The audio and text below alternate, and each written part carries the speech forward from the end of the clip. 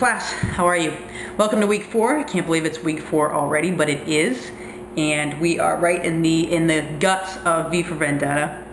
But I wanted to go back to week 3 for a minute and thank you for your postings. You all have really been digging deep into this graphic novel, and I really appreciate the work and the analysis that you've been doing. It's been fantastic. Really liked most of your responses on fascism and the summary of what that means as a government and the pros and cons, and I think you all pretty much grasped that. I mean, conceptually, fascism doesn't sound like a bad thing. You know, one rod can be snapped, but when you wrap them all together, they have this incredible strength. Well, that's the pretty side of fascism. Of course, the ugly side is that you're stripped of your individuality and any type of freedoms and privacy that you had previously. So you give up a lot for that strength. And I think that that brief thing I had you read, and then your understanding of it, really convinced me that you see and understand what's going on in V for Vendetta. That's the type of government that they're under, and the type of, you can hear the dog, the type of, the stress that that type of government would impose upon its people. So, now we've moved on. You're in the middle of book 2, and I think I've mentioned before that book 2 kind of holds some of the more pivotal scenes of the novel. And in book 1, you're kind of built up to this idea of the vendetta and what that means for V, and in book 2 it's more about V and Evie's relationship and what kind of happens out of that.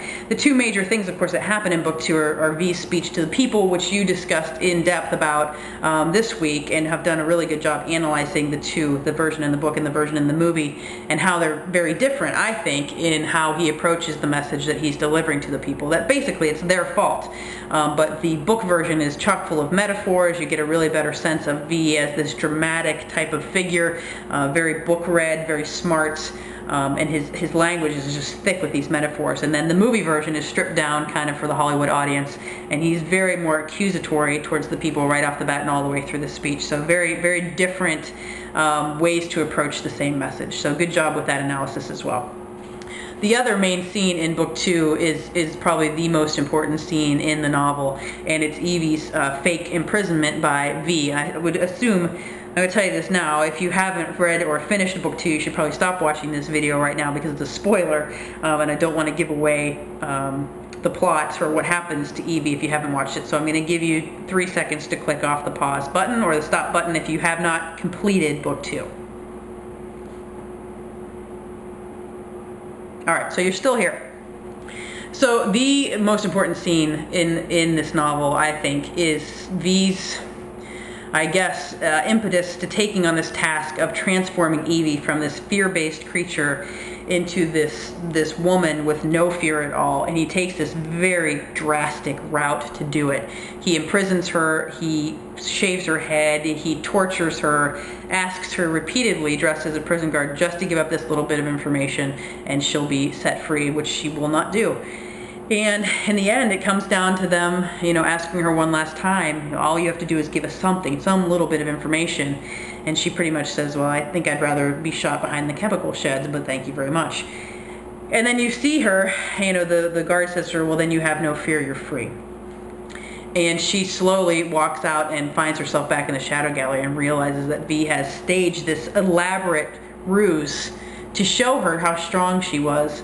And it's just this amazing scene, amazing kind of appalling scene as well, because the lengths that he goes to are going to be a subject of discussion in next week's discussion board. This week, I want to talk about the note that she finds in her cell and how that becomes something that she holds onto. That last little bit of hope and love that she has in the world comes from that little bit of note.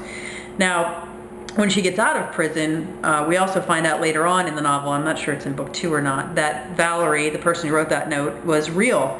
And V tells her that she, Valerie, was the woman in room 4. So that would have been the woman next to him in Larkhill. And he had found the same note. So one of the things you're really going to look at in week 4's discussion is that note and how big of a role that note plays in Evie's ability to stay strong, stay courageous, and not give up any information about V while she's being imprisoned. And there's a whole, you should read that note and read it a couple times because it's just packed with some really good quotes. But the very end of it, where Valerie says, you know, every inch of me is going to perish here, every inch but one, an inch. It's so small, it's so fragile, but it's all we have in the world, and you can never let them take it from you. And it's this whole idea that if you just have 1 inch of hope and 1 inch of love, then you can't be beaten down. And it's a very, very powerful thought, and it kind of carries Evie through this imprisonment and gives her the strength to go on. So in the discussion board, you'll see I really want you to examine that. I want you to watch the clip. I've included the movie clip version, and it'll show you kind of the first half of Evie's imprisonment, where she finds the note, and I'd like you to do some analysis of that. Other than that, week 4 is open because I want you to really focus on finishing your narrative essay, which is due September 20th. And you can go back into week 3, and look in the folder there for all the details on what you should be writing about. But I really want you to dive into that essay and give me some really detailed analysis of that time in your life when you were most afraid, because it is what we're talking about in this class, and I want you to be able to write about it. So be honest and do your best work that you can. Just make sure you proofread it completely before you turn it in, and as an attachment right onto the discussion board. All the information you need to know is in the folder in week 3, so make sure you go back and check it out.